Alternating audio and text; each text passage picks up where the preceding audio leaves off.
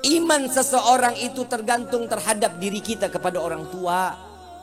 Gak mungkin orang ini beriman, soleh, taat, wali, durhaka sama orang tua.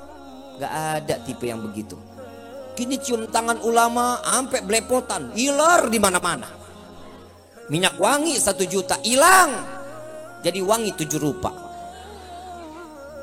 Begitu ngendus puyeng liar aing. Yang namanya cium tangan tuh dihirup, bukan dikecup. Bukan, dikecup itu Nasrani, Yahudi. Untuk apa? Penghormatan. Kalau kita cium tangan itu, ini anak sekarang coba lihat, cium di pipi, cium di jidat. Besok nih, belum nggak lama lagi nih, cium tangan di leher sama di tengkok. Repot kan tuh? Diajarin dong, ditaruh di hidung. Emang indera penciumannya udah pada berubah apa? Hidung pada pindah ke pipi, hidung pada pindah ke jidat. Diajarin yang benar, jangan di pipi, jangan diambil keberkahan. Orang tua kita tuh berkah. Cium tangan ulama sampai bulak balik, Masya Allah luar biasa.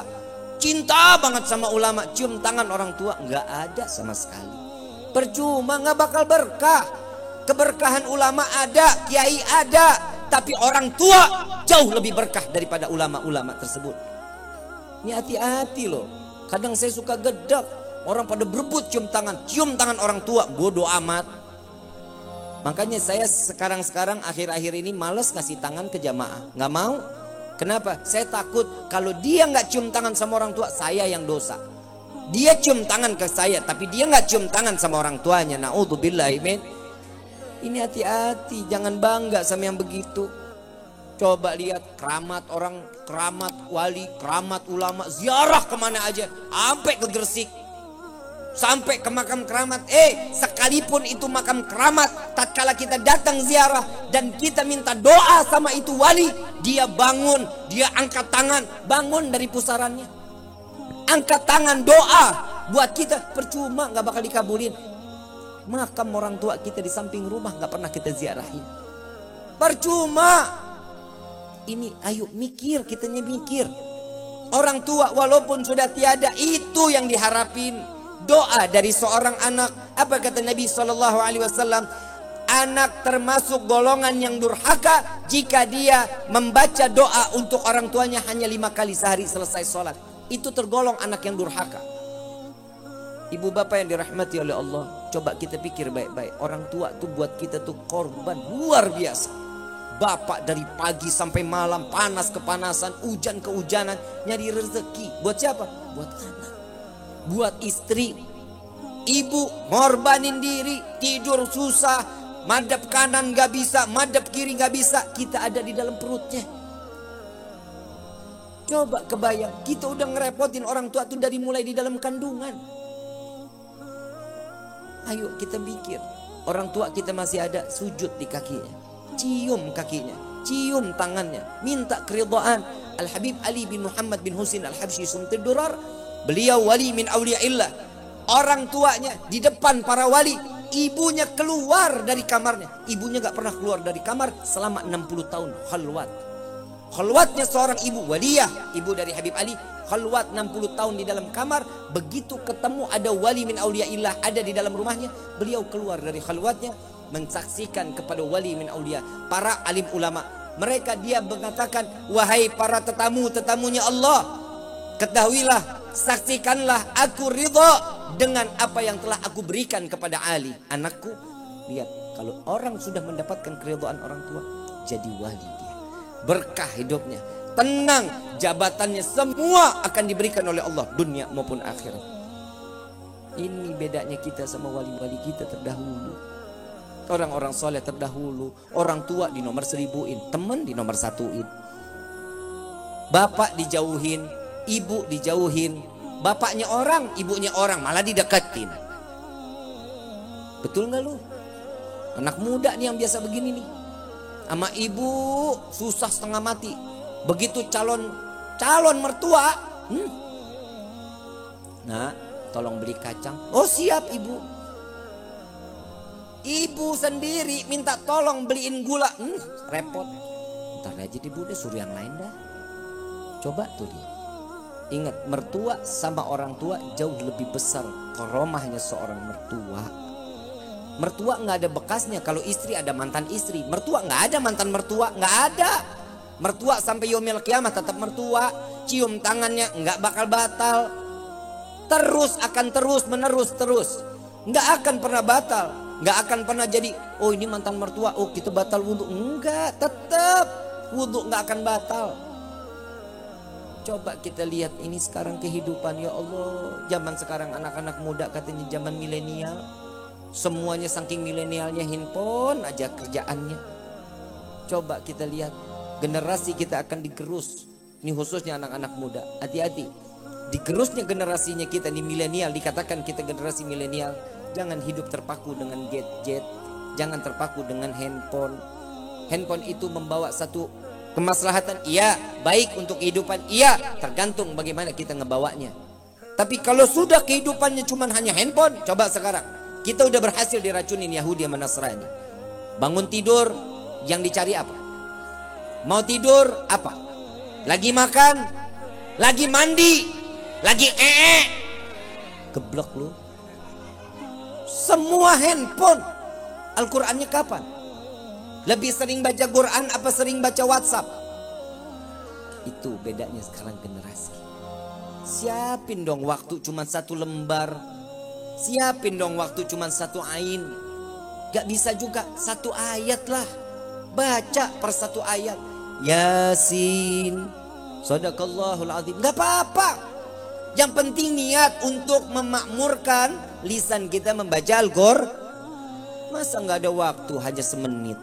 Ini kenapa Nabi diselenggarain maulidnya, karena Nabi ini istimewa. Kita gembira atas kelahiran Nabi karena Nabi punya karamah, Nabi punya mukjizat Al-Quran. Lihat, kalau sudah satu ya, ingat ya, Nabi SAW saat Isra wal Mi'raj. Ini kita acara sampai jam berapa ini? Hah? Kuat lo sampai pagi? Mau? Ih, gue manggah. Copot lo lidah gue lu. Lihat Nabi. Nih sekarang saya mau tanya. Tahu kulit sapi? Kulit sapi bisa dibikin sandal, betul? Bisa dibikin dompet, betul? Tempatnya hina nggak? Hina nggak tempatnya? Hina lah, didudukin. Bener, dompet didudukin, betul? Adanya sejajar sama pantat, betul? Sandal adanya di bawah. Itu kita pakai nyerot najis, kan begitu? Hina nggak? Hina. Coba lihat kalau kulit sapi ditempel dengan cover Al-Quran, sampul Al-Quran, mulia nggak? Dicium, ditaruh di atas kepala, ditaruhnya di dada, nggak bisa taruh di bawah. Coba kita lihat. Lihat Nabi saat Isra wal Mi'raj, saat Nabi ketemu Allah dengan jubahnya, dengan sorbannya, dengan gamisnya, dengan sandalnya, dengan imamahnya, berjumpa dengan Allah, satu nggak ada yang kebakar. Malaikat Jibril mau datang ketemu ikut bareng Allah, nggak bisa. Kenapa? Pasti akan hancur, nggak kuat dengan cahayanya Allah. Dan coba kita lihat Nabi, jubahnya nggak kebakar. Kenapa? Karena tertempel dengan kulit mulia Nabi Muhammad Sallallahu Alaihi Wasallam. Gimana kita sebagai umat yang ada nama kita tertempel di dalam hati Nabi Muhammad Sallallahu Alaihi Wasallam? Ayuhal hadirun, ayo dong. Nabi ini kita nih, ya Allah ya Karim, Nabi ini udah buat kita nih gila-gilaan loh, buat kita loh. Syafaat diumbar sama Nabi. Barang siapa yang berziarah kepadaku saat aku hidup maupun aku mati, siapa yang berziarah kepadaku akan jaminan mendapat syafaatku di yaumil qiyamah. Nah ini bib masalahnya, kan kita kalau ke Madinah duit, mudah-mudahan dibanyakin rezekinya insya Allah. Bisa ziarah, bisa haji, bisa umrah, bisa ke makam Nabi Muhammad SAW. Amin ya Rabbal. Itu jaminannya akan mendapatkan syafaatku di yaumil qiyamah. Tapi Nabi tahu umatnya Nabi ini gak banyak orang yang punya duit, gak gampang buat jalan sampai ke Mekah, ke Madinah. Apa kata Nabi? Barang siapa yang membaca doa setelah adzan. Baca gak doa setelah adzan? Hafal gak? Allahumma rabba hadhihi da'wati tammah wa salatil.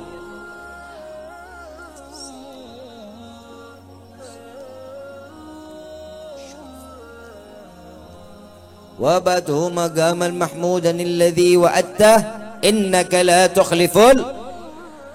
Apa kata Nabi? Barang siapa yang membaca doa setelah azan ini wajib mendapatkan syafaatku di yaumil qiyamah. Amin ya rabbal. Diobral syafaatnya. Coba kita, masa sekali sehari itu 5 kali azan, tiap hari enggak tuh kita baca doanya? Lupa kita. Kenapa? Ditutup kuping kita sama syaitan. Keasikan ngedengerin musik. Musik bukan berarti saya nggak membolehkan. Silahkan, suka-suka kalau musik mah. Tapi saatnya azan, matiin dong. Di pause aja jangan, stop, matiin. Dengerin azan, ta'zim kepada azan. Ini adalah panggilan Allah. Lihat para sahabat Nabi Muhammad SAW. Tatkala mendengar azan, dia lagi berpacul sekalipun lagi macul. Begitu dengar azan, saat dia sedang mengayun paculnya, Allahu Akbar, Allahu Akbar. Ini pacul dilemparnya ke bawah, ke belakang bukan ke depan. Kenapa? Saat dia naruh, dunia ada di belakangnya, masuk ke depannya dengan akhiratnya Allah. Ini yang sudah pasti. Hidup kita betul, kita butuh kerjaan, iya, kita butuh uang, iya. Tapi jangan sekali-kali uang ada di dalam hati kita. Dunia yang ada di dalam hati kita, yang Allahnya malah jauh. Semakin Allah jauh sama kita, kita makin diroyalkan masalah dunia. Tuh hati-hati tuh. Dunia nih, beb, saya emang gak perlu sholat, ibadah, ngaji, taklim gak usah. Rezeki saya mah alhamdulillah loba. Jangan pakai alhamdulillah. Kenapa? Disitulah letak tanda-tanda Allah cabut keimanan kita. Disibukkan urusan dunia, dunia dan dunia sampai kita lupa kepada Allah. Dan saat kita mati, iman dicabut, mati dalam keadaan dihinakan oleh Allah. Na'udzubillahi min